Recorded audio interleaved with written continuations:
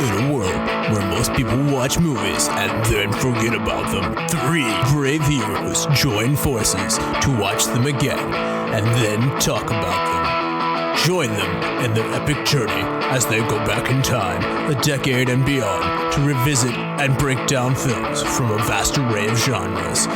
Do these movies hold up over time? Are they classics? Find out on Retro Movie Roundtable. Starring your hosts, Brian Fry, Chad Robinson, and Russell Guest. Coming now to headphones in your ears. Hello, all you lords, ladies, and knights of the Retro Movie Roundtable. Welcome to the show where we watch movies, then talk about them. Joining me today is my co-host, Chad Robinson. Chad, how are you doing today? I'm doing great this wonderful day. And I am your other host, Russell Guest, and I'm very tired because I have a newborn and the release schedule on this has become all wacky, so I hope you've subscribed to the show because we're not just going to be coming at you every Monday anymore. We're going to try our best to stay on top of things as much as we can, but Chad, I hear that kids are a lot of work. Is this true? Nah, not at all. I recommend having 6. Okay, 6 it is. And joining us today, you know what? I like people who have so much fun they come back and do this again. So if you were a fan of the 2001 episode, a Space Odyssey episode, joining us today is Nathan Lutz, familiar voice from that. Nathan, how are you? Great, thanks Russell and Chad. Good to be back. Well, we're happy to have you back, but we gotta grill you again because, you know, people need to get a better feel for who you are. Some icebreakers. Of course. Here. So, what is the last movie you saw? Oh, the last separate movie I saw was probably Endgame. Okay. And did it go well for you? Yes, it ended fantastically for me. It's not the end, though. There'll be more. Actually, you know what? I'm correcting myself already because I did then go see Spider-Man. Okay. It indeed did continue and will continue into the future with many, many possibilities opened by both movies. Anytime a movie makes that much money, there will be more. These are the rules. Even if James Cameron has to take I guess a decade to get around to making a sequel, there will be more anytime a movie makes. I mean, the danger is if, like James Cameron, you decide to make 6 sequels and then instead of starting with the easy bits and producing them while planning the big bits, you try to do them all at once. It just gets forgotten for 10 years until finally it comes back and everyone goes, oh, wait, what was that movie, Avatar? That's right, It did make that much money. Oh my gosh, it made that much money. It was a big deal. I don't even remember how it was so big, but it was quite the event. Counterpoint, there will be no Titanic 2. Okay. There wasn't there, of some sort? No, those were sequels to the animated versions, right? There was definitely a spoof movie that had on the marquee, like, coming soon, Titanic 2, but I don't remember if this was, like, Scary Movie, not another teen movie or something like that. Like, that joke has definitely emerged in something, so, yeah. I don't know what the colon is on that, like, Titanic 2 Rising. I don't know. Titanic 2 Keeping It Down There. It's a zombie movie. Hope floats. So, as an architect, which you are, and we work together, I know this. I know both of these things. And as a fan of movies, what house is the creepiest you've seen in a movie? So, this is actually fairly recent, but the house from It, the recent remake, is just pretty appalling looking, but it's great. So as a client, you would not want to, as an architect, you would not want Pennywise the clown to be your client. That would be preferable, although maybe he's really fun to work with, and you could literally pass off anything and he would accept it. In fact, he would be happier with the worse it gets. So, almost all profit. Yeah, I mean, you have to do code research to make new code violations. Exactly. Yeah. So, the murder room. So, what is your go-to movie theater snack when you go to the theater? So, on the subject of architecture, which I'm not a fan of, the Waterfront Theater in Pittsburgh, not a fan of the architecture, but their pretzel bites with the cinnamon spread are awesome. Pretzel bites, okay. I don't think I've asked this one to you, Chad. What's your go-to snack? Oh, it's got to be movie theater butter. Just butter? No, in a bottle? Yeah. Okay. Yeah. The popcorn's the bonus, but the butter's the crack. There you go. Shake hands with this man afterwards, and then you'll have a residue. So, what TV show would you most want to see go for the big screen? Well, since we're doing a game movie tonight, what I really think that I want to be bringing up is not a TV show, but a video game on the subject of, please, where is the Zelda movie? I've been waiting for this for many years, and it's not here. Please give it to me. Yeah, Nintendo's not monetizing. That would be super awkward. Link wouldn't talk for 2 hours. Maybe that would be a hilarious running joke, or maybe that would be like the brilliant, subtext thing of the movie where everyone interprets it differently. I think he would talk. I just think he would. Oh no. We did that once and never again. Did we? Yes. The CDI game. Oh, you mean the game? Okay. No, I meant the movie. He'd have to talk. I mean, the guy would have lots of lines, let's be honest. They're just all the same line. Yeah. I do want to see like a Daniel Day-Lewis as Ganondorf. Yes. So, what movie are we going to do today, Nathan? Today we are doing the 1985 Clue, a cult classic which its box office is lower than its actual budget, but has come to be a very appreciated movie since its release. That's right. The budget and the grossings aren't way off. So it is a loss. The budget's $15 million. They grossed $14.6 million in the box office domestic. So any international returns or TV, movies, and rental, I promise you it made profit in the long run because this movie has been put into heavy rotation on TV. It places at 57th on the box office that year, so you could certainly do worse. It's not an amazing smash hit, but it is definitely what you would call a cult classic. Movies that place ahead of it is Baby, Secret of the Lost Legend. Movie that placed behind it is Remo Williams' The Adventure Begins. These movies are not jogging anything for me. How about you, Chad? I got nothing on those. Nothing.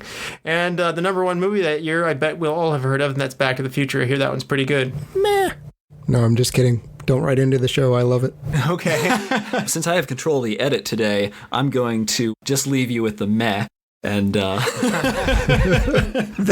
was my wife's reaction to it. It was very disappointing. Oh, no. Really? I showed it to her. She'd never seen it. And at the end, I was excited. The clock tower scene, I'm like, this is one of the greatest cinematic moments in history. And I look over and she just goes, Crushing. Yes. As crushing as it was when we were talking The Emperor's New Groove, and that's got the same response from both her and you a couple weeks ago. So IMDb gives Clue a 7.3. And Rotten Tomatoes, the critics really did not like this movie. They give it a low 59%, and the audience likes it a good bit more at 86. So here we are at our 50th episode. I can't believe it. We hit it. This is a bit of a mini milestone. With that, though, Nathan, have you seen Clue before? If so, what was it like? I have. It was back in high school when some of my friends finally brought me into the fold on this movie, when there's this gaping chasm of movies from the late 80s and early 90s that I just haven't seen, and this apparently was on the very early end of that, but once I saw it, it was just like, oh, this is wonderful. And had you seen it since then? I've watched it a couple of times. It's one of these movies that is just very fun to have on, and it's not the kind of thing that you have to sit quietly to and concentrate and think deeply about issues, even though there are obviously undertones and subtext that one can read into if one wants on this movie. Yeah, and so it's holding up pretty well for you, though? It does. And Chad, how about you? Had you seen this movie before? No, I had never seen Clue, so this was a new movie for me, and it was great to see something new. Wow, so I'm surprised Comedy Central didn't beat you over the head with this one in the late 90s, early 2000s. How did you miss it? This is not one I can recall seeing on TV or advertised or anything, so I was surprised it was a cult classic. I can see it now, but yeah, I had no information about this movie until now. Well, this is extra fun then. So what was your takeaway, being that it was your first time with it? Oh, I really enjoyed it. It's definitely one I want to show to friends and family members, and I think people will have a good time with it. I had no expectations. If anything, they were extremely low. Just considering the source material. I like the board game, but that doesn't always translate. You mean Battleship the movie wasn't good? Yeah, we talked about that before you got on here. I have not seen it, but from what Nathan told me, no, it does not sound good. This is a movie that takes a lot of liberties with the source material. So is Battleship, but one of them is at least relatively faithful to the idea of the source material. The other one, I don't know where that went in the writer's room, but it was a very, very strange beast. Well, for me, I have seen this one, and I had seen this one several times throughout the years. It's one that TV has a way of reintroducing it to me. As I mentioned, it's just on TV all the time. And so I originally saw this, though. My mom rented it for me because Christopher Lloyd was in it. And I had probably just gotten through Back to the Future. So I'm probably around like 5th grade or something like that when I really fell in love with those movies and went through all of those. And I thought Christopher Lloyd was the man. And I was right about that. And so, what other movie came out in 1985 with Christopher Lloyd? Clue also came out. And so, I enjoyed it then, and it plays well to a younger audience. It's actually got a PG rating. Yeah, and so exactly. I am surprised, if anything, that with a PG rating, that it still makes me smile as much as it does. I don't think there are belly laughs in this movie, but that's okay. It's just flat out fun. And if anything that the game is, it's fun. So maybe this captures the spirit of it for me. And so I now own this movie. I'm happy about it. It's on my top 200, not 100, but top 200 comedies list. And I have enjoyed this one every step of the way. And I continue to enjoy it more and more over time. I do want to let the listeners know, though, there will be spoilers that lie ahead. So after this break, we will be back and there will be spoilers. Good morning, dedicated listener. The Retro Movie Roundtable needs your help gathering feedback, promoting the show, and growing their community of movie-loving fans such as yourself. This classified information is so important, we're only calling on our most skilled officers and agents to handle the case. Your mission, should you choose to accept it, is to go to iTunes, Stitcher, Spotify, or wherever you get your podcast and leave a rating and review. Then proceed to like Retro Movie Roundtable on Facebook. If at any point in your mission, you need to contact us at base, you may also make correspondence via email at retromovieroundtable@yahoo.com. Should you or any of your friends be caught, killed, or exposed, the Retro Movie Roundtable will disavow any knowledge of your actions. The cassette tape inside your listening device will self-destruct in 5 seconds. Good luck, listener. So we're back, and this is your final warning. There will be spoilers that lie ahead. So if you don't want to know what happens in the movie Clue, turn this off. Go watch the movie, come back, and enjoy the rest of this podcast. So, Nathan, why don't you refresh people who haven't seen Clue since 1985, or maybe only went to the theaters to see it once. And don't even know how it really ends. Right, yeah, that's a tease for later, but go on. Spoiling my own spoilers. One dark and stormy night in the 50s, 6 strangers arrive at a proud hilltop mountain. They meet a butler who assigns them curious names: Mrs. Peacock, Professor Plum, Mrs. White, Mr. Green, Miss Scarlet, and Colonel Mustard. Each of them has a secret they will do anything to protect, a secret that the man said to be their host has been blackmailing them with. But nothing is as it seems. The servants in the house are strangely familiar to some, and their host is yet to arrive, and Wadsworth, the humble butler, seems to know more than he lets on. When the slippery Mr. Body arrives, bearing with him a heavy crocodile skin case, he sits back as Wadsworth exposes the guests' accused misdeeds, sneers when the guests are told he is the blackmailer, and when the butler urges them all to reveal Mr. Body to the police, he proposes a simple alternative: kill the butler and keep their secrets. From his case, he gives each guest a weapon: a heavy gold candlestick, rope in a noose, a massive wrench, a delicate knife, a lead pipe, and a loaded revolver. Before they have a moment to consider, he turns off the lights. From total darkness emerge a gasp, a scuffle, a gunshot. When Miss Peacock finally gets the lights on, the revolver lies on the floor, there is a bullet hole in the wall, and Mr. Body lies apparently dead on the floor. Every guest protests their innocence, but with the police already called, they must work quickly to identify which of them it was who killed Mr. Body. In the chaos which follows, the cook is found dead by the knife. Mr. Body turns out to be alive, only to be found later clubbed over the head with the candlestick. A driver with a broken-down car asks to use the phone, only to be killed with a lead pipe. A passing police officer sees the car and inspects the mansion while Mr. Wadsworth and the guests hide the bodies. Later, he falls victim to the wrench. Moments later, the maid Yvette is strangled with the rope, and a singing telegram girl is shot with the revolver. When Wadsworth and the guests reconvene, the energetic butler declares he knows who did it and how. With great enthusiasm, he reenacts the events of the night, concluding that, well, it depends on the ending. In theaters, the movie would air with one of 3 endings. In modern releases, the 3 endings play back to back. They reveal that the servants and visitors were all informants for Mr. Body, but implicate different suspects. In the first, he names Miss Scarlet as the murderer, fooling her into thinking the revolver empty so that the FBI can catch her. Second, he names Mrs. Peacock, who is also caught by the FBI after being tricked to walk out of the house. Third, he implicates them all, excluding Mr. Green, who suddenly shoots the butler and reveals himself as an FBI plant. The film ends with the FBI arresting all the other guests. Very thorough, and full of twists and turns. One of the things that made Clue really unique, as you mentioned, was when people went to the theaters, they only got one ending. And I think this is a large part of why the critics backhanded this movie and hated it.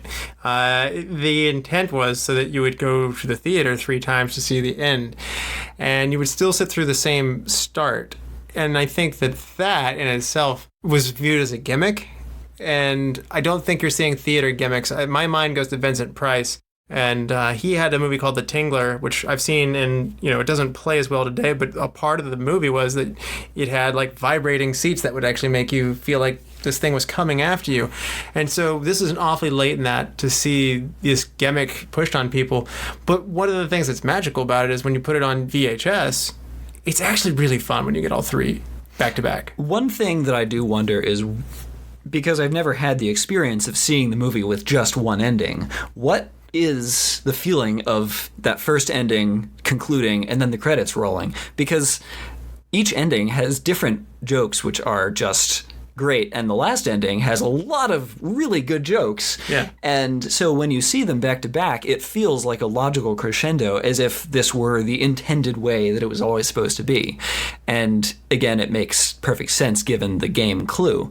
So I really think that the theater gimmick idea was something of a mistake. Yeah, and like I said, the critics did not reward them at all for that attempt. Right. Chad, what do you make of this multiple endings as well as multiple releases in theaters? I actually would have been okay with 2 of the 3 endings. I think the Miss Scarlet one makes a whole lot of sense, and it's fun. We'll call that ending A. Yeah, they even set up the corny Gone with the Wind joke whenever she gets arrested. The frankly, Scarlet, I don't give a damn. It's like, Yep. little eye rolling, but it fits with the movie. And the Wadsworth guilt, that ending with Mr. Green giving the line, if you want to know who killed Mr. Body, it was me in the hall with the revolver. Like, that's great. That encapsulates Clue. The one that didn't work for me was Miss Peacock. There was nothing that really made sense of that, and maybe it was because I saw Fake Out ending number 1, but I think if I had gotten that as my true ending, I would have left pretty upset. You're not a fan of the, for he's a jolly good fellow, for he's a jolly good fellow, for he's a jolly good fellow. Yeah, I did like the whole, we're not going to do anything. Let's all just leave and pretend that nothing happened. And the J. Edgar Hoover joke was great. Yes. Yes. And that's the thing. There's a couple of jokes in this movie which, maybe it's not a belly laugh, but it's really fun to just think about, and it just makes you smile. I have to protest that comment from Russell earlier, though. I'm not someone like, go to a movie with Brian Fry if you want to have a good time. One of our co-hosts, he laughs and it's infectious and it's great. I'm not one of those people. I laugh internally a lot of the times. I'm like going with Drax from Guardians of the Galaxy, but there was a scene with the cop talking to Wadsworth, and it just had me laughing out loud. I loved it when he's talking about everything I've seen here is legal, and Wadsworth is like, are you sure? That just, this is one of the rare... I didn't know it was that This is one of the rare movies that have made me laugh out loud, so it worked for me. Okay, and so to me... And so that is fair. It is primarily a comedy. A mystery is very much secondary. Yes, yes. And I think for me, what it does is, when I said it doesn't make me belly laugh, I'm not saying it's not funny. I just have a really fun time with it. And in a way, I have a really fun time with the game. And this movie captures the spirit of the game, if that's a fair thing to say. Oh, yeah. And I like the multiple endings. So I actually am kind of sad if it didn't make more money, because I could have gone for another round of this where it has different events on the night. It has the same set of characters. You bring everybody back in, but you do everything differently, because that's how the game goes. You go to the same rooms, but something completely different happens. And so maybe that's a Netflix show idea. They pick up everything. So each episode, a different one of them does it. Actually, I would watch that. The Murderous Clue Society. It's Murder, She Wrote, but funny. So yeah, it's a movie that the multiple endings to me go together better, though, to make it a better whole. Like I said, I saw this on VHS from the rental store or TV, and I can't even imagine only getting one. It would be a very short movie for one if you did. Yeah. Now, of course, some of the elements from those endings almost certainly overlap with one another, so it wouldn't just end. But watching those back to back make it better. It's the rule of repetition. You know, when he delivers the line of like, well, not a popular dish in Cantonese cuisine, monkey brains is not a common dish here in America. I'm butchering that slightly. But then you might go, that's delivered with zeal from Tim Curry. Good job, Tim Curry. But then he delivers it exactly again in a different room and in a different tense moment. And somehow that simple line being said again, it's such a specific, wildly specific line. It does help that line. I do think that they cut out exactly the right amount for playing those back to back, because you can tell they're fading in the musical cue because they didn't have a soundtrack which was designed to run all three endings back to back. The soundtrack was clearly written with the intent of having just one ending. So once the third ending starts, you hear this funny fade in. It's like, yep, this was not intended, but it's great. Yeah. Well, they had a fourth ending, which I'm mentioning, and Russell will probably throw a shoe at me because it's one of his look for this or whatever. But yeah, there was a fourth ending that they wound up cutting. Well, you can go ahead. Have the floor, man. You bring it up. I mean, did this movie need a fourth ending? No. See my Wayne's World commentary. Don't overdo it. Well, Wayne's World, if you'll recall, has 3 different endings, and I remember you said it was overdone. And, as John Murray wisely pointed out, this is the comedy rule of 3. 3 is a magical number for laughs, and so 3 felt just right here. I mean, while I just said I would watch a whole sequel, I would want different events to lead me up to that. Yes. So this is the right amount of zaniness and crisscrossing, and also the more endings you put in it, the more you have to plant along the way, because this movie's actually very methodical. Like when they say Mrs. Peacock's not standing there and you go back and watch it a second time, she's not standing there. This movie really takes advantage of creating so many Chekhov's guns in a movie that at the end of it you can turn around and pick on any one of them and it seems like everything fits together. But there are enough puzzle pieces that you can kind of do whatever you want with it. So Chad, you alluded to it. B is your least favorite, but between A, which is the Miss Scarlet is the culprit, or C, everybody kills somebody, and particularly Mr. Body was Wadsworth the whole time. Which of these is your favorite? I think I like C just because it's so dense with the comedy. Wadsworth saying, "So I choose to expose myself," and Colonel Mustard is like, "Please, there are ladies present, just calmly." And how disappointed Professor Plum is that he killed the butler and not actual. Yes. Yeah, and even Mr. Green. And flames on the side of my face, and yeah, and that was improvised, so good for her. But the Mr. Green declaring, "No, I'm a plant," and Miss Scarlet saying, "A plant? I thought men like you were usually called a fruit," because he confesses to being gay earlier. Yeah, Stuff with that, and that the clue line, where Mr. Green establishes who killed Mr. Body, where, and with what weapon. Like, that was great. So, Nathan, we have 3 endings, as we mentioned. Can you rank them for you, like, in level of your enjoyment? I agree. I think 3 is the best, has all the great humor in it.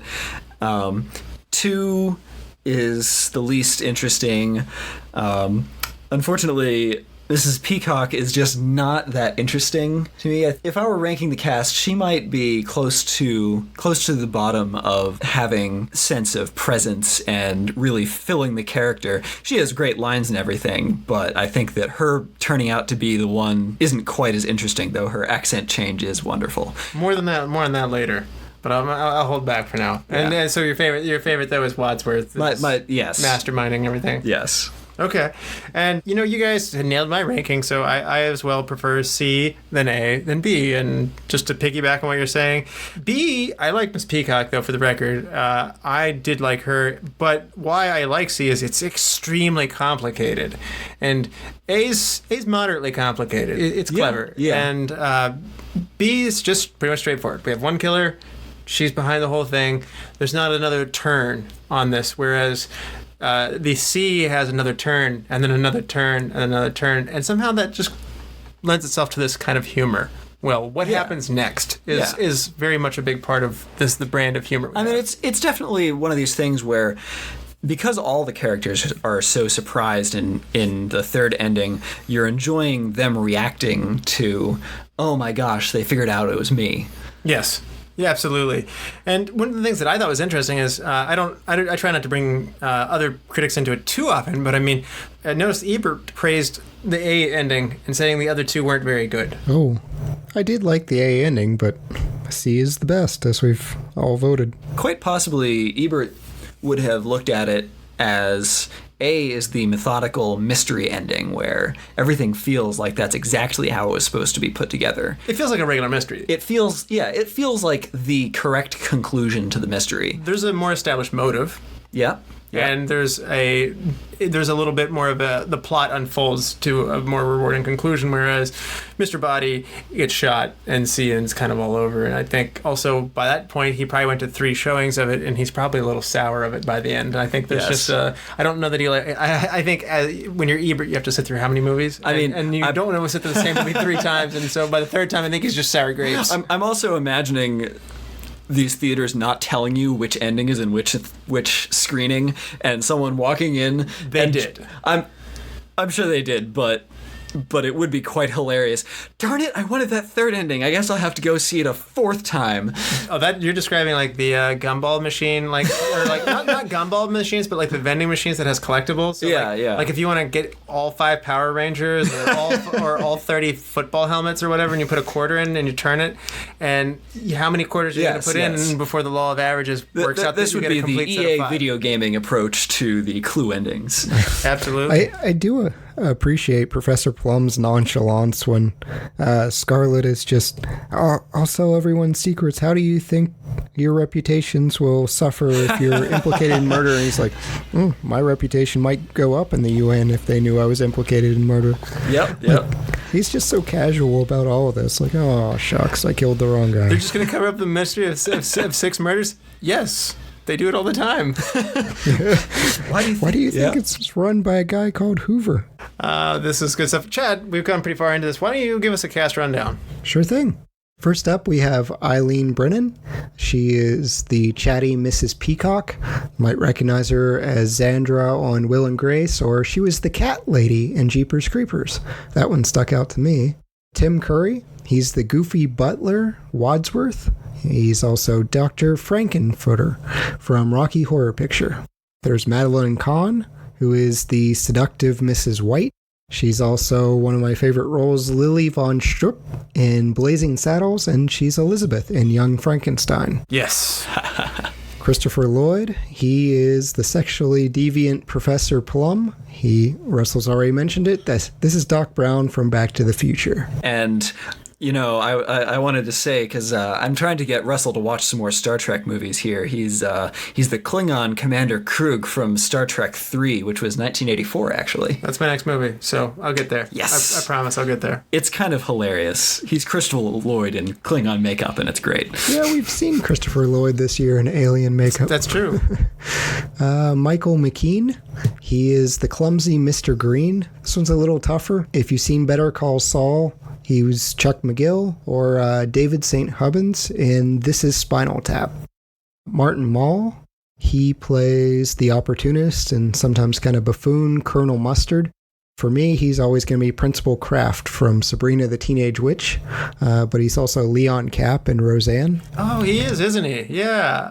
I knew the Sabrina one, but I didn't make the Roseanne connection. Good way to bring that together. Yeah, he shows up everywhere. Lesley Ann Warren, she is the cynical Miss Scarlet. She was originally Cinderella in the 1965 live action. She plays Sophie Brimmer on Desperate Housewives for people like my wife. There's Colleen Camp. She is the busty maid Yvette, who was Mrs. Vanderhoff from Wayne's World. I recast her then. I feel worse about it here because I like her here. There's Lee Ving. I am pronouncing his name correctly. It's Leaving. He is the blackmailer Mr. Body. He's also in Flashdance as Johnny C. and Fred in Fame. And finally, for me, there's Bill Henderson, who is the investigating cop. And that you might know him from City Slickers. He plays Ben Jessup. Oh, yeah. Good callbacks on all of those. It's interesting. One of the things that I can't believe that this movie didn't have more success on was the cast, because while Christopher Lloyd was more known for Taxi at this point, not so much Back to the Future, it is still a pretty impressive group of cast members. I mean, all three of the main women, Eileen, Brennan, Madeline, Kahn, Lesley, and Warren, and also Michael McKean, all these people get Academy Award nominations. So it's got integrity in the cast here. Yeah, it definitely has some weight. And most of the people are the people that they wanted early on in the process, or I can't say they were all the first choice, but they were all quickly there. But one of the ones that was sad for me was Carrie Fisher. Princess Leia was originally contracted to play Miss Scarlet, so it went more than just a tryout. It went more than a first choice. Unfortunately, she withdrew to undergo treatment for drugs and alcohol addiction. She was having trouble, and I gotta say, I really wish Carrie Fisher had been in this. I really wanted to see her take this. So that would have been awesome. I totally agree with you, but Lesley Ann Warren is a real highlight of this cast as Miss Scarlet. Oh, yeah, she knocked it out of the park. My mind just goes to Carrie Fisher and Blues Brothers. Yeah. If you've seen Blues Brothers, she is this little, she's not a big lady, and so she's just this fireball, and she's got like this automatic gun, and she's going like nuts off the deep end, and I see this angry side of her, the rage that I would like to see. I would like to see her once the unveiling comes out. So I also think that she could do the standoffishness without coming off as being as dislikable, because I could see her being stern, but we still like her. And I don't know if that's just because she's always going to be Princess Leia for me, and like I'm always going to like Princess Leia. Yeah, maybe. I don't know. But yeah, I really wish we could have gotten Carrie Fisher in this one. She would have been a good bit younger. And Miss Scarlet, for whatever reason, I always have certain images of what's drawn on the cards with the set that I grew up with. Miss Scarlet's a much younger woman than is portrayed in this. So, and while she is a head of a prostitution ring and information leaking, espionage, she is... in my mind, I would have cast younger, and Carrie Fisher would have helped. Interesting. Some of that as well. So anyway, Jonathan Lynn's theory first choice to play the role of Wadsworth was Leonard Rossiter, but he died before the filming commenced, which is in keeping with the theme of the movie. And the second choice was Rowan Atkinson, who you will know as Mr. Bean. And I can't picture him even attempting this because he's such a physical actor, and it's not his words that make it worth it, and Wadsworth has to be so quick-worded. He does. Actually, this was one I immediately thought before I even read that he was under consideration. It's like, if I had to replace Tim Curry with anyone, it would be Rowan Atkinson. I think it would make a lot of sense because being that physical actor for Wadsworth, especially given all the hijinks at the very end of the movie, it just seems like it totally fits. Okay. I think Rowan is just at his best when he's not talking at all, though. So he's so physically gifted, and I mean this in a great way, like in a Harpo Marx kind of way. He can crack me up without saying anything. So, and then another one, which the internet says so on this one, so there's no confirmation on this one, but John Cleese was also considered, and of these alternate ones, I love Tim Curry, and I'll be gushing about him throughout this, but I have to admit, John Cleese also, at least I'd be interested to see what would happen in this role if John Cleese were in the role of Wadsworth, because I think that would be awesome. Yeah, refer to Rat Race when he's hosting some form of competition. It would be very similar, and he was fun as that slimy character. And some more internet takes for what they said alternate castings could be. Jennifer Jason Leigh, which we just did Backdraft, so if go no farther than one episode back to see her. Demi Moore and Madonna were all considered for the role of the French maid, Yvette. Colleen Camp got the part instead, and in retrospective, John Lynn, the director, said that he was impressed with her comedic skills, but at the end of the day, it was her well-endowed figure that got her the role. Huge tracts of land. She actually went to her audition in a French maid costume, so she one-upped everyone else. Well, apparently it was a very desired role. Yes, imagine that in Hollywood, you know? I mean, getting a role that way. Shocking. I know, in the 80s, no less. Anyway, what do you think about this as an ensemble cast? Because this movie thrives off of chemistry. Well, and I think bringing up John Landis in terms of directing is important here because this movie very much reflects his stage background. You can tell very much in the camera work and with the way the acting is blocked out. It is absolutely a stage production. People are acting in a way which is not as immersive or in the moment as necessarily you would see in a movie which was being directed more seriously or realistically. It's very, very stylized, which is part of the charm of the movie. So the cast really acts as an ensemble where they all act and respond to things together and bounce off each other in a way which is very theatrical, which is, again, part of the charm. I have to admit, I've noticed this in Bill and Ted because Bill and Ted speak in unison a lot throughout the movie. And this movie has great moments of that as well. I'm coming to find something. I like many comedic tools, but one of the comedic tools that I think that I like is a group of people all responding in unison in the same way. I like it when the takeaway is that resonant, that everybody responds at the same time and in the exact same way, because it's something that's so rare. And the fact that, like you said, it takes you to this maybe stage-like persona, I think that was a good way that you put that. It cracks me up. So like when like Wadsworth is like, no, and like everybody simultaneously like, no. Exactly. It feels almost like you're watching people who are in the room with you acting instead of looking into, through a window into another world or something, which is part of why this movie is the way it is. Maybe that lends itself to the game as well. You set up this box, this little thing is like a stage that you open up and it's there. So I'm with you on that. Chad, as an ensemble, what do you think about this group and their chemistry? Yeah, I thought they were all great. The problem with ensemble casts like this is you don't really give enough time for everyone that you'd like to see. I would have liked a lot more Professor Plum from Christopher Lloyd. Mm-hmm. I really felt like Mrs. White was probably the least fleshed out. She had a couple good lines when they're talking about how many men have you had, and she's like, other people's husbands or just mine? You get a little tiny bit of her character, but they don't do much with her, and there's just no time to work with really 8 main people. You kind of wish that during some of those scenes where they break into pairs that they talked a little bit more so that you could maybe dig into their characters a little bit more deeply. Yeah, I agree. So let's talk about the film creation here a little bit. John Landis, who we talked about on the Coming to America episode, and speaking of Blues Brothers with Carrie Fisher just a second ago, he's one of the writers and director of Blues Brothers. Oddly enough, he does American Werewolf in London as well, and the Thriller music video too. I mean, he's, as a director though, he's got Animal House under his belt, Three Amigos, Beverly Hills Cop 3. He's done a lot of stuff. His career tailors off the end, but he's the genesis of the writing of this movie, and he started this himself, and then later on brings in Jonathan Lynn to help see this through, perhaps out of his own constraints that he's not normally a mystery writer, because none of these other ones are that kind of movie. He's normally in the comedy spectrum. But, right. So, again, to take the game of Clue, though, and to build this fun, wacky mystery thing off, I got to give Landis a lot of credit for that.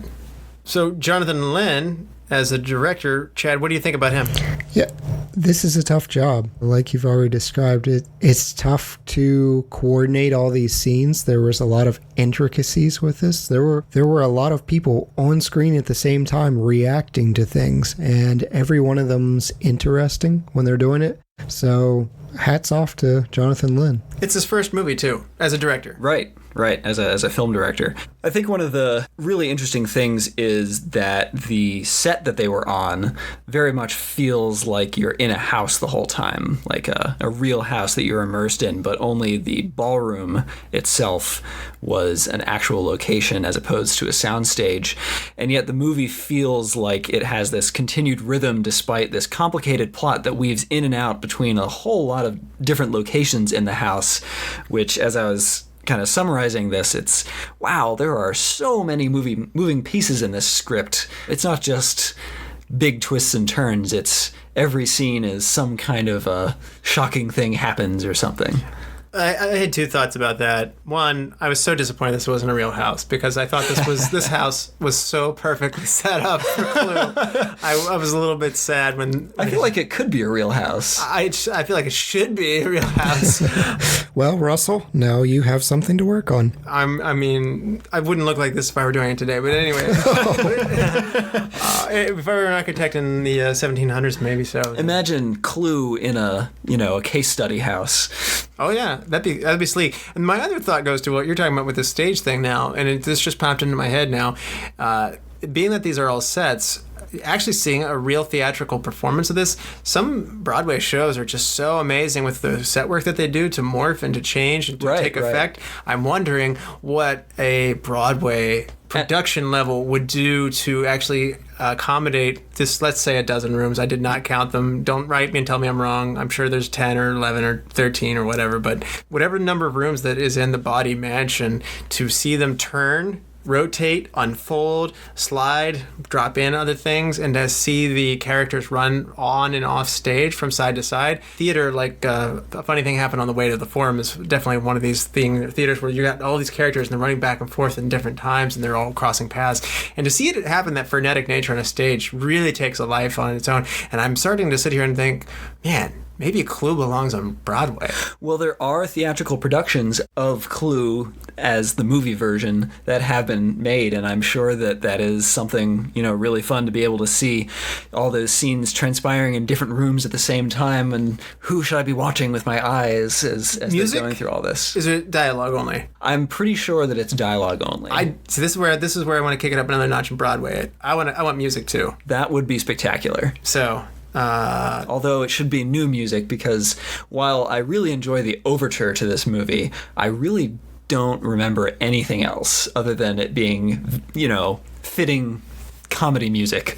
Okay, we'll put a shake, rattle, and roll. Yeah, that's true. This is true, but that's a cue. That's not a new piece of music written specifically for the movie. I'm with you, Russell. My immediate thought was this would be a really fun Broadway play, but at the same time, I think, how would they replicate Wadsworth running from room to room, talking about what happened in each room and running down the hallway at that frenetic pace? And that would be really tough from a set design. This would be perfect for Broadway. Imagine you've got a rotating set or something, and you're running around and the set's rotating and you reveal different rooms at different times, or maybe the rooms are, lifted in or something. And oh yeah, that would be fun. Or maybe the rooms are just rooms. They're not big expanses. You could have a lot of rooms facing the audience at any given time. I don't think it would go diorama mode like that. I think the unfolding thing that you're talking about is where Broadway is now, because like when I went to Aladdin, they start in the hallway, they go out into the balcony, they go into they get on their carpet, and these layers are peeling away, and it's really interesting. And they are not saying, they're not trying to trick you and say you're only in a room and immerse you in the world.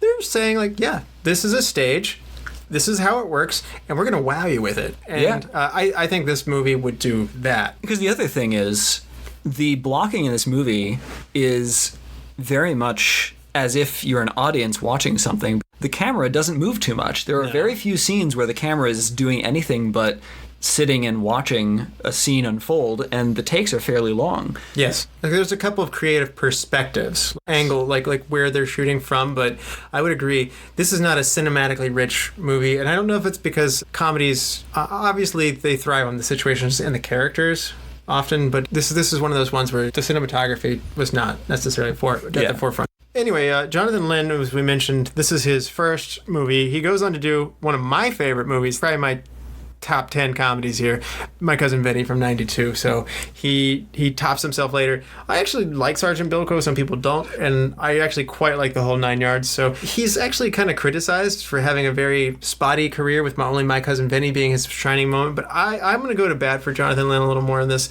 It was actually supposed to go to Landis, but Landis was busy with other projects, and he trusted Lynn, who helped him write it, to do it himself. And so Lynn wasn't necessarily aiming to become a director, but he said, when presented with an opportunity to direct, you got to take it. And so it's interesting. It was viewed as a failure at the time, but I don't think as a director he did a bad job. I think it all goes together well. Yeah. It doesn't overstay its welcome. And the other thing that I want to mention, you're talking about the style and the substance and how, the sets and stuff like that, it did do lighting well. I felt like the warm glow was comforting, like you know something's amiss with what's going on, but at the same time, they didn't go full-blown haunted house in this place either. Right. This is not a mystery where you're expecting someone hiding behind a corner. This is something where all of the perpetrators are out in the open and you're kind of wondering which of them it is. It's not something where it makes sense for something to be hiding. Even when they are searching the house, it's not even vaguely implied that it's somebody else there. It's Agreed. just that Colonel Mustard is weirdly pushing people to split up for no particular reason.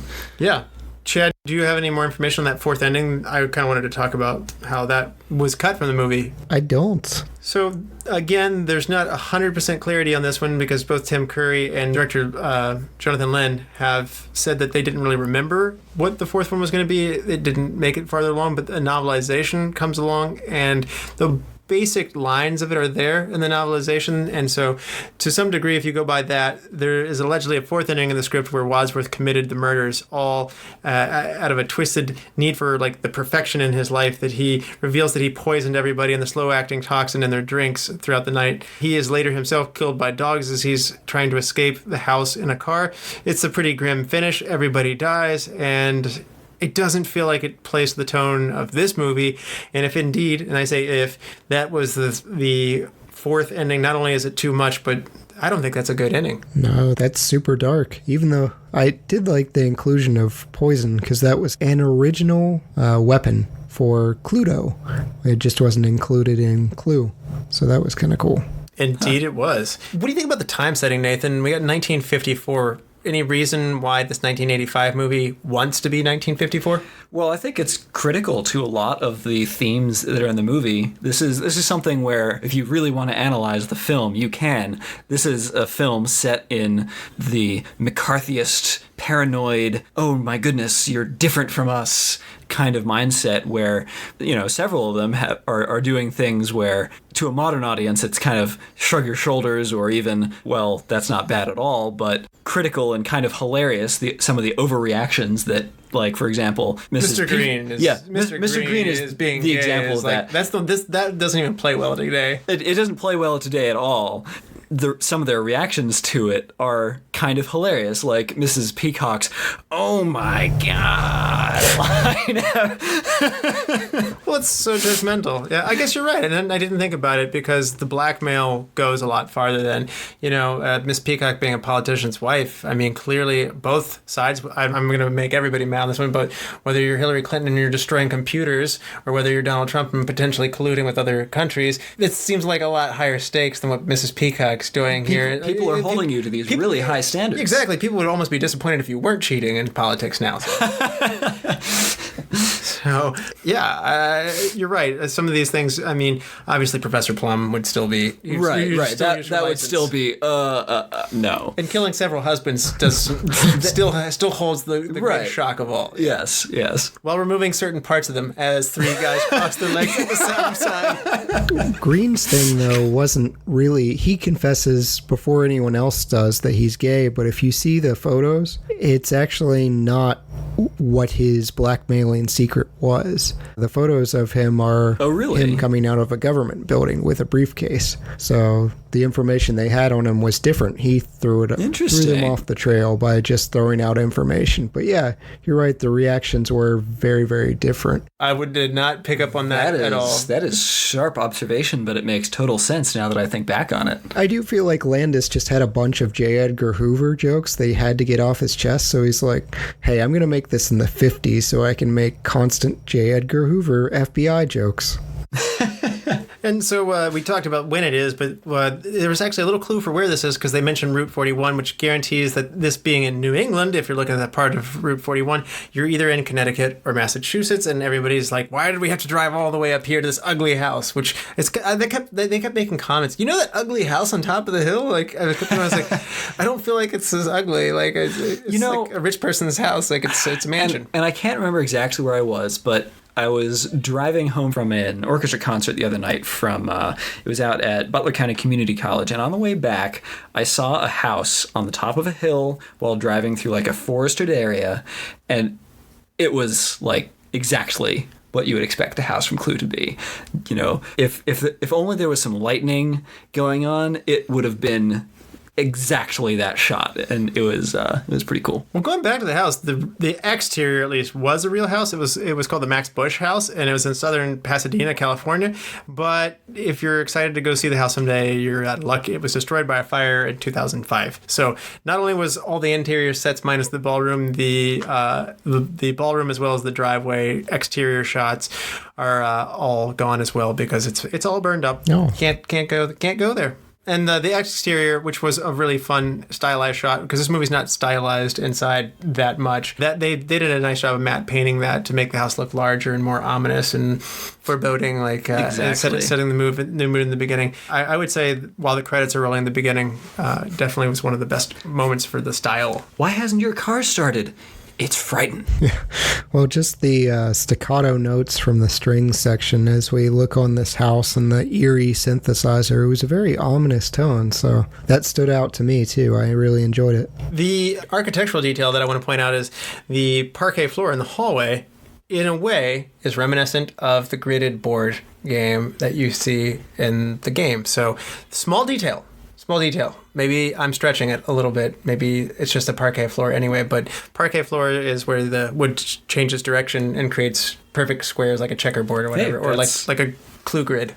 That is brilliant integration where you notice it and it's interesting, but it doesn't do anything negative to the plot. Exactly. I don't think that the viewers came out of there and go like, oh, I noticed the parquet floor. But on the other hand, I promise you the set designer did.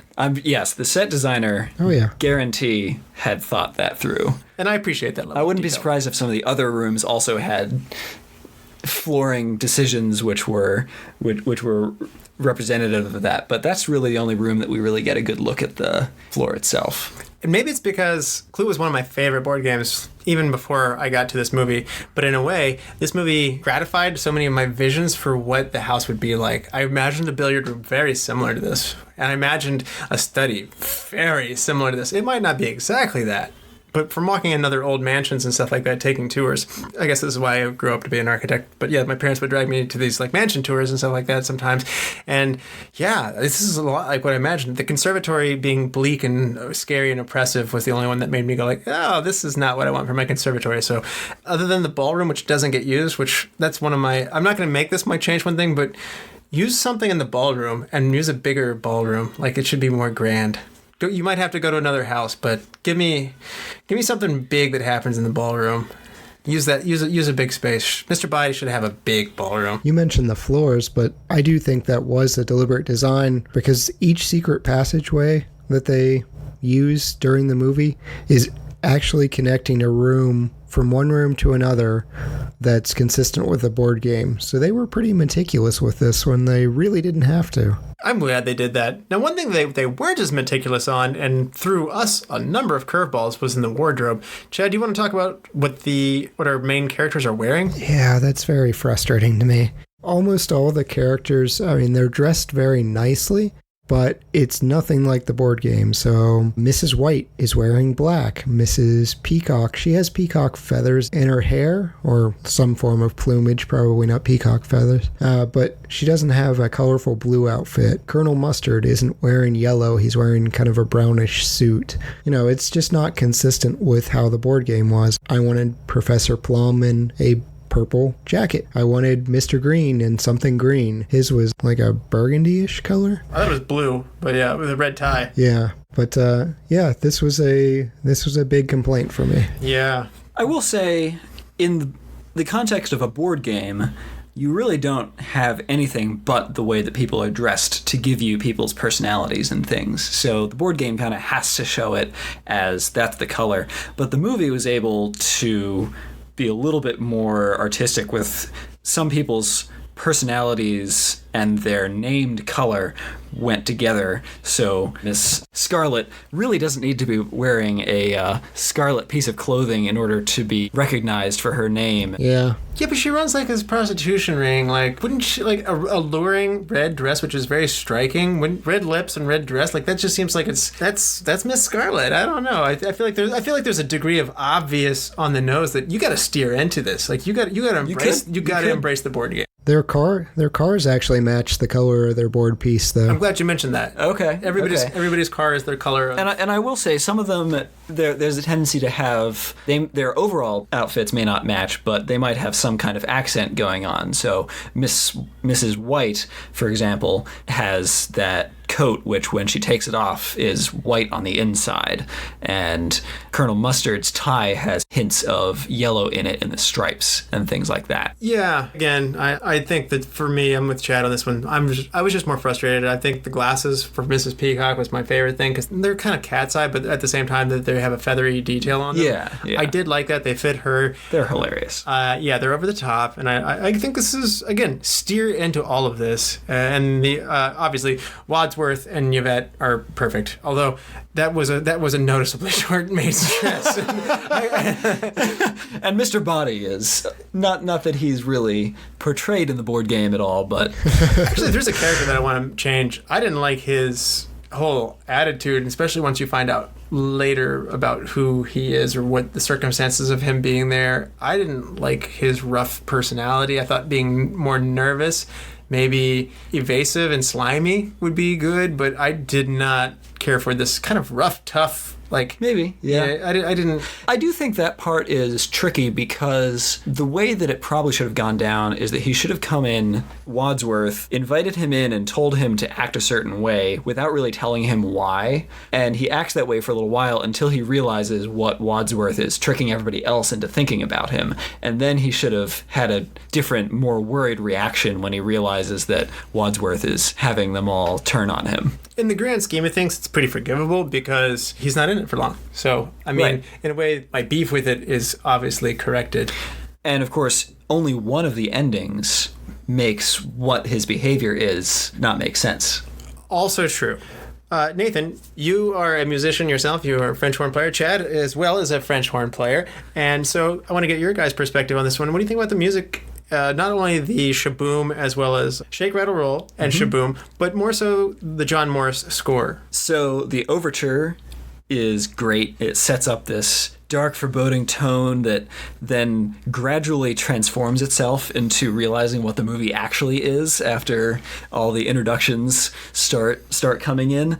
And the rest of the movie, it, for the most part, just keeps this wonderful, not terribly memorable, but it fits the tone of what's going on exactly, and it accents the scenes in the right ways, and I think it's a good score. Yeah. Chad, what's your take on the music of Flu? Yeah, I definitely agree that Overture was a big standout moment for me.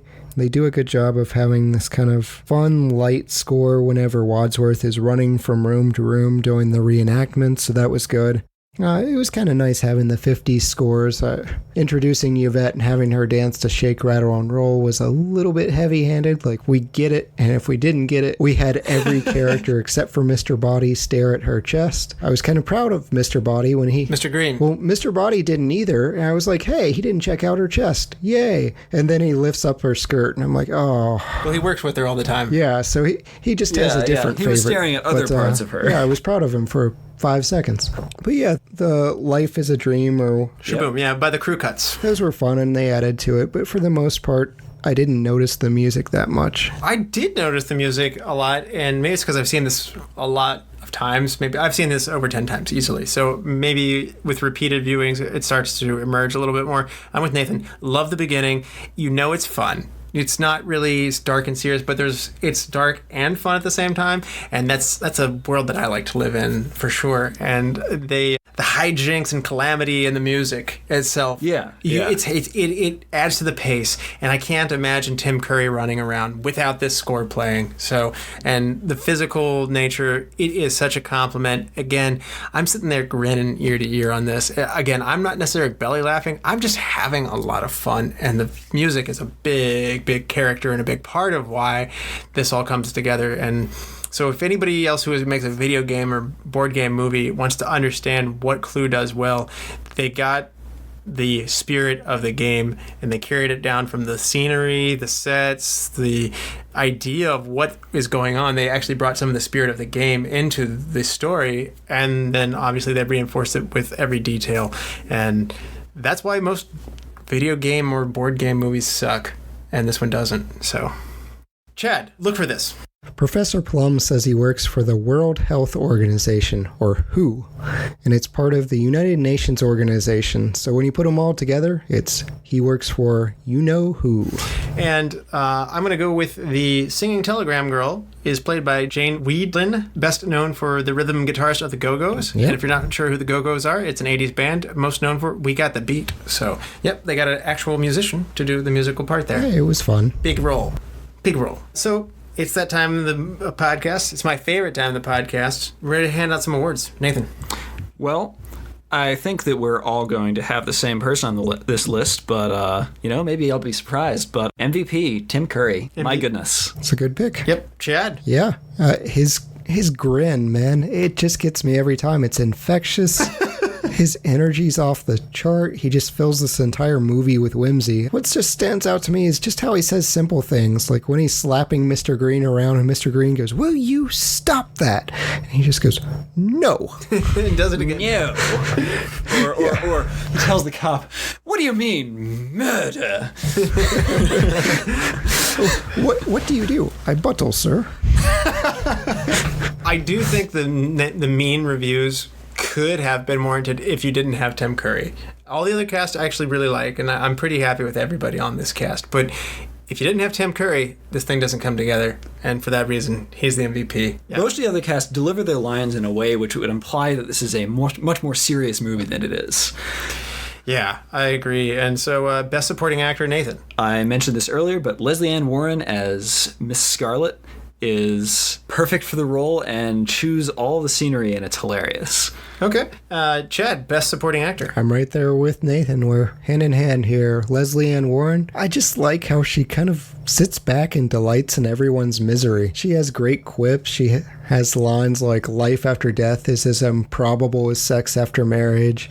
And she's believable as the murderer, so she makes the first ending work. I'm going to go with Path Less Traveled on this one. I'm going to go Eileen Brennan as Mrs. Peacock on this one. Okay. I did like her over-the-top nature. Like, once she's been poisoned, I liked her, like, hypocritical, ghastly, like, oh, what's wrong with you? Like, the disapproval when she herself has skeletons in her own closet. This was a big character, and I think she took it bigger than anybody else. And obviously not everybody can go so exaggerated, but she did. She's first billed. She's actually billed over Tim Curry. I think that might be partially alphabetical doing that, but nevertheless, I think she's great in this, and I did like her in this. So while the B ending, as we talked about it, was not good, it wasn't her fault. I think that she was my favorite piece of the supporting cast. And that's hard to do because I love Christopher Lloyd. I just didn't think he got much time to shine, as Chad had mentioned earlier. And Madeline Kahn was awesome in this, but I also felt like I wanted her to get a little more time. She takes a slap like a champ, so those scenes were great. I had to stop her screaming. And then when Tim Curry just slaps her just to reenact it. Oh, hidden gem. Nathan. I'm going to have to go with Bill Henderson here, the cop, who doesn't have a whole lot of screen time, but he sells the heck out of all those lines where he kind of messes with them by implying something bad is going on, and then at the end, it's a free country. Oh, he's great. He's great. I wish he had lived a little bit longer. He's really good. Chad. Yeah, that's a great pick. Russell, you already took mine as far as the look for this, but Jane Wiedlin, the telegram girl, as you've stated, she's the rhythm guitar player for the Go-Go's, so she's my hidden gem. She actually did a great job singing, so that was fun. I was going to pick what Chad picked, but I am glad that you also picked the hidden gem for the policeman there, Nathan, because you covered my grounds. So, Chad, if you had to recast one person in the 1985 Clue, who would it be? I think I'm going to go after Lee Ving and Mr. Body. I'm going to choose Dean Cain. Played Superman, but he's played some villains later on, and I think he can pull off both the nicer and less nice guy and not come off as just purely harsh and unreasonable. That's a great choice, and I'm right there with you. Unfortunately, my recast, I now realize, wasn't famous yet in 1985, so small oversight on my part, but I think John Lovitz would be awesome as Mr. Body. Oh, yeah. I think. Yeah, that would be fun. Yeah, I would like to see him try and get out of there, and not in such an aggressive tone, but more like, "What's the meaning of this?" And then like it's like, "These are the people you're blackmailing. I'm leaving." And I would like to see him passively try and like constantly keep trying to leave and then being pushed to get back in the chair. And I think there's a dynamic there that he could play a bigger role in the part while he's alive. And yeah, go ahead and kill him. I just realized, though, he doesn't make it on Saturday Night Live until later in the 80s. So slight oversight. That's my pick, though. So Well, what occurs to me, actually, is that Colonel Mustard maybe could have used a little bit more oomph to his part. And wouldn't it have been fun to do a Sean Connery Colonel Mustard just hamming it up? Awesome. Oh, that would be great. See, I love Martin Mull, so I did like. I'm gonna fight for him. I did like him. I mean, just putting Sean Connery in this movie just sign me up. Maybe he have a yellow kilt, like a mustardy yellow kilt. I in a hat, like one of those like Scottish hat, like monocle too. Like really steer into it. Best shot of the movie, Nathan. As we talked, not necessarily the most cinematically rich movie, but what's your best shot? There is this wonderful comic punchline that the shot just absolutely sells when they're all split up and Mrs. White and Wadsworth are looking around some rooms and everyone's been discovering secret passageways for a little while, and finally Mr. Wadsworth finds this doorknob and says, "Another door," turns it, and there's this hilariously, oddly beautiful shot of a spotlight probably shining through water of a shower hitting Wadsworth in the face, and it's just wonderful. Great pick, and certainly a memorable scene. Like when you look up the movie, that scene comes up frequently. Oh, yeah. And it helps that he's wet later as he's doing his frenetic dash around the movie. Because I think the payoff of him being wet isn't just the shower turning on him. I think it's the fact that he's like soaking wet the rest of the movie. Chad, best shot. The scene with Mr. Green and Yvette trying to go up this really tight stairway, and they're just clumsily kind of Emperor's New Groove style, side to side, back to back, inching their way up. It was probably a really tight shot in the first place, and it's framed to be even more awkward, so they linger on that just to let the comedy sink in. I'm with you. That was mine 100%, because I felt like this was, again, an inspired perspective, which is this movie's best cinematic moments are inspired perspectives. Like when the dead body's in the study, for instance, someone kind of like, you have a really low angle and like the policeman comes in, or sorry, the other people come in. Yeah.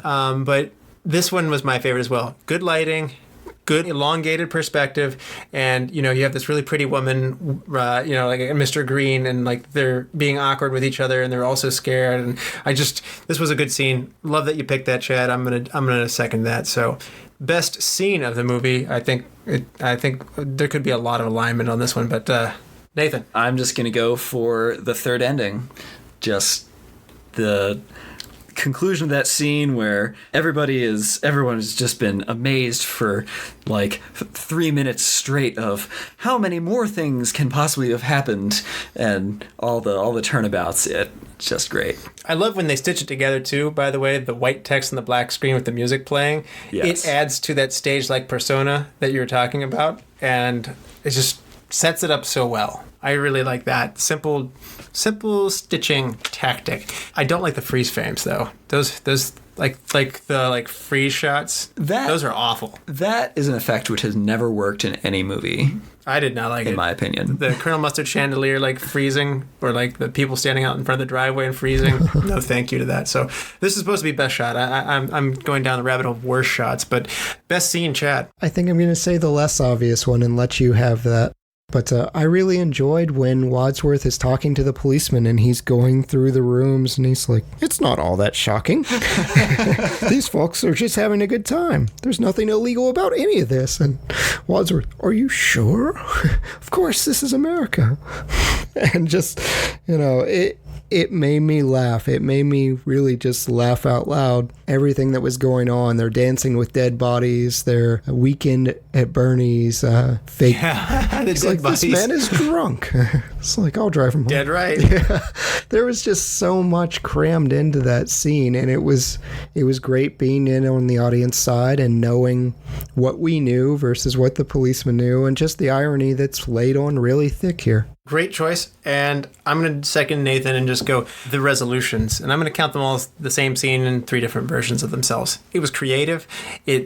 Other than Wayne's World, there's not many movies that have alternate endings, and I'm a sucker for that. I just love it. I think there's a lot of fun to be played with that. It's breaking the fourth wall almost and saying, like, we know we're a movie. I'm talking to the audience directly and saying, this is what could have happened, but this is what might have happened. This is what did happen, and it's all packaged so well. So, best quote, Nathan. My favorite is when Wadsworth says, "I'm sorry, Professor Plum, you were once a professor of psychiatry, specializing in helping paranoid and homicidal lunatics suffering from delusions of grandeur." And Plum says, "Yes, but now I work for the United Nations." And Wadsworth just comes back with, "So your work has not changed." Good one. And Chad, what is your best quote? When talking about his Wadsworth's wife having socialist friends, he just goes, "Well, we all make mistakes." Talking about things that may not hold up in 2019. Oh, that's where Mrs. Peacock has her "oh my God" line in response to that. That's right. And Chad, you kind of took my best quote, which was the interchange between, the cop and Wadsworth. With the, "I can explain everything. You don't have to. Is there anything going wrong here? This is America." That definitely was mine, and I'm not going to read through that whole thing again because you pretty much encapsulated it. But my second one, and I definitely had another one running up behind it, was Colonel Mustard. They were asking, is everything all right in there? And then Colonel Mustard says, "Yep, 2 corpses. Everything's fine."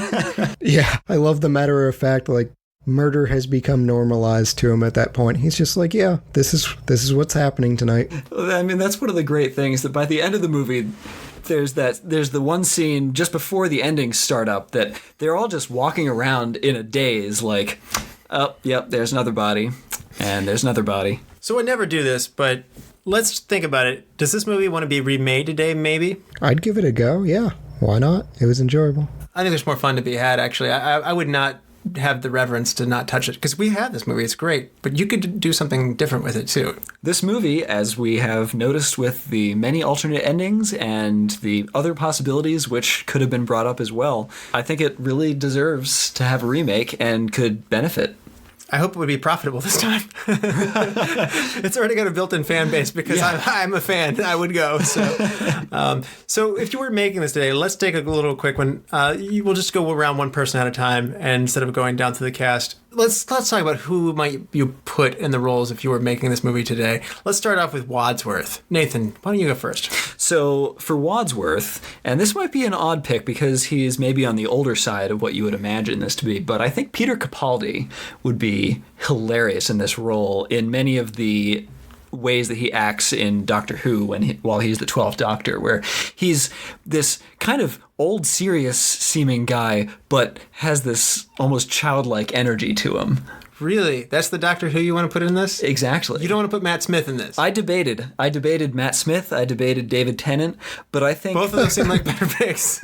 But I'm just imagine the Peter Capaldi sort of crazy eyebrows, serious delivery of these lines, which are just actually absolutely off the wall insane. Okay. I think that's the person that I want, because that's the thing. You could have someone like Matt Smith or David Tennant who just exude weirdness all the time versus someone like Peter Capaldi who is acting in a way that is totally opposite of the way that he kind of comes across in looking.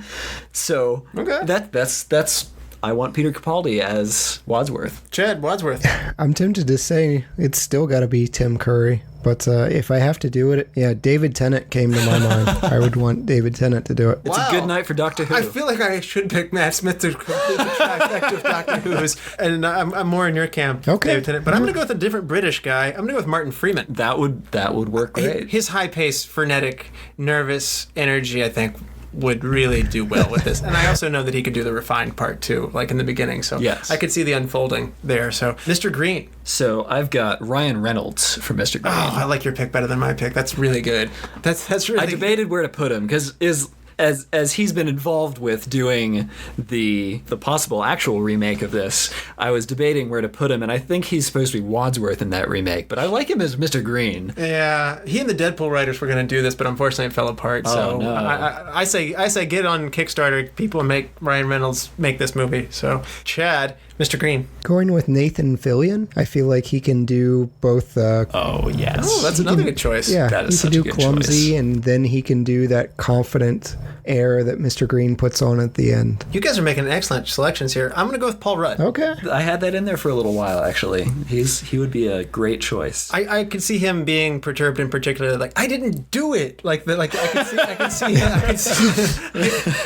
could see him like tapping into his Ant-Man as he's coming a little undone through that. So Professor Plum. For Plum, I've got Jeff Goldblum. Ooh, I that's a good always one. like Jeff Goldblum. I can't think of a movie that doesn't need Jeff Goldblum. Exactly. What can I say? I just think that Professor Plum is this person who is bumbling, but ideally it would be bumbling in the Jeff Goldblum way, where he just kind of like does things. He'd be pervy in like a toned down way. But like a little bit creepy but funny, like still endearing, but like definitely a creep. I get it. I like it. I like that. Chad, who's your Professor Plum? Matt Damon.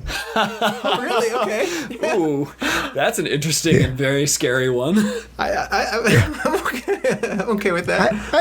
I can just kind of see him being deviant in the corner. Like, I like Damon, but I might put him in the mustard role though. Yeah, he would be a good mustard. But my Professor Plum's going to go to Bill Hader. Okay. He's great in everything now. Yeah, so I would go with him on that. I think his facial expressions would do well with the like, ooh, hubba, hubba, like I could see him tapping into the physical humor that again, Lloyd was awesome. I wish he had got more time. So Colonel Mustard, as we were mentioning. So this one, I'm going to go with Cass Anvar, who is the pilot Alex from The Expanse. And he is an ex-military officer who has some regrets from the past, but is still just absolutely hilarious. And I think that he could really pull off the Colonel Mustard seriousness in a very different way. I think he would be a completely different Colonel Mustard from what we have in the movie, but I think it would be great. Okay. And Chad, who's your Colonel Mustard? If not Matt Damon. He's already been in one board game remake, but I'm going with Kevin Hart. Oh, really? Okay. Nice. Yeah. Yeah, I feel like he could bring some of his special brand of comedy to Colonel Mustard. He would be even more along the line of... He could be a good Wadsworth, too. He could be a good Wadsworth, yeah. He was definitely on my list. He's a powerhouse. Yeah. And by the way, he just got in a big car wreck. I hope he's okay. Ooh. Yeah, he's doing better now. He had surgery and he's healing up. Good. My Colonel Mustard, I'm going to go with Bruce Willis. I want this tough guy, but who can also handle being goofy. And Miss Scarlet, let's go to the ladies now. Miss Scarlet, Nathan. All right. Michelle Gomez, another Doctor Who actress. She's Missy and has that wonderful judging everybody silently with all kinds of attitude around her kind of action as she's going along. Okay. And Chad, who are you going to go with your Miss Scarlet? Terry Hatcher. I feel like she can kind of exude this older, been there, done that, dry witticisms that Miss Scarlet had. Oh, okay. I like her, and I wasn't going to go as old for this role because I envisioned a younger Miss Scarlet, and I think the makers of this did too when they had Carrie Fisher slated originally as well. And so, again, I'm stuck on the fact that the cards always depict Miss Scarlet as the young woman. Mm-hmm. Like, she's the youngest of the bunch, always. And so, I'm going to go with Emma Stone here. Okay. I think she's versatile. She can handle anything, and she's about to play Cruella de Vil, so she's certainly certainly capable of playing a villain herself, and she's very beautiful as well. And I think I'd like to see Emma Stone out there in a red dress with the red gloves on and, with the rope. And she did the Scarlet Letter movie. Good point. Easy A. Oh, that's definitely a good, meta line to put in there. So good call on that. Mrs. Peacock. For Mrs. Peacock, I've got Shohreh Aghdashloo, who is Avasarala from The Expanse. Also, she's a Commodore Paris from Star Trek Beyond. But... You're really hitting our sci-fi crowd, Nathan, I'm really, specifically the Expanse crowd, which, early plug, watch The Expanse. She has this wonderful aspect of coming across as really serious, but anytime that she's in a role where she's being asked to do something that's not necessarily the nicest, it's hilarious and absolutely wonderful coming from her. So that would be my pick. Okay, great one. And Chad, who's your Miss Peacock? Yvette Nicole Brown. I like her personally as Shirley from Community, but she's this She plays an older, sassy black woman, and she was in the Avengers. She was in Endgame as well. I think she would bring a lot of personality to Miss Peacock, and I think she'd be a lot of fun. Nice. I like that one. For Mrs. Peacock, I'm going to go with Julia Louis-Dreyfus. So you would know her from being Elaine on Seinfeld. Ooh, okay. I think she's got far more under her belt than just being Elaine, though. She's actually quite versatile, and I think she can do disapproving quite well. And I'd like to see her do this one. So, Mrs. White, Nathan. Michelle Yeoh of Agents of S.H.I.E.L.D. action side heritage, who I think would be hilarious, as she's someone you could totally believe as having disposed of all of her previous husbands. Okay, nefarious. I like it. And Chad, who is your Mrs. White? Megan Fox. I think they were shooting for someone that was just exuding really sex appeal. That's a good one. Really good. We've reached the point in time where that can't be Angelina Jolie anymore. So let's give this mantle to Megan Fox. Oh, that's a really good pick. I went with a very different direction. I wanted her to be dark and quirky and play off the murder, some like the mysterious side. Maybe still attractive in her own right, but I'm going to go with Carrie Brownstein. You would definitely know her from the band Sleater Kinney, but more so from Portlandia. So, and okay. I had considered though Helena Bonham Carter though as well. So either one of those would make me very happy on that. So, and one more. Do you have a Yvette? I've got a Scarlett Johansson. Yeah, it's got to be Scarlett Johansson. That's a great choice. I put Kate Upton in that role. She's done goofy comedy before with The Other Woman, and I could see her doing this, and she certainly has the build to do it. But before we continue, I do have one more piece in here that I think is absolutely critical. This movie has to be directed by Wes Anderson. Oh, you made Chad a real sad man. Yes, you did. It would be absolutely hilarious and fit the tone of staged but absolutely precisely articulated and wonderful. I would really want this to be a Wes Anderson movie. I think you would have a board game like diorama, like the camera would zoom up and go from one room into the other. Exactly. It would be this incredibly carefully put together thing. Man, I don't know who I would trust to do this. I hadn't considered that. I won't be prepared to answer that question. Good add on though. Nathan, is there anything you want to plug before we rate this? Again, as always, watch The Expanse. He loves that show. It's on Amazon now.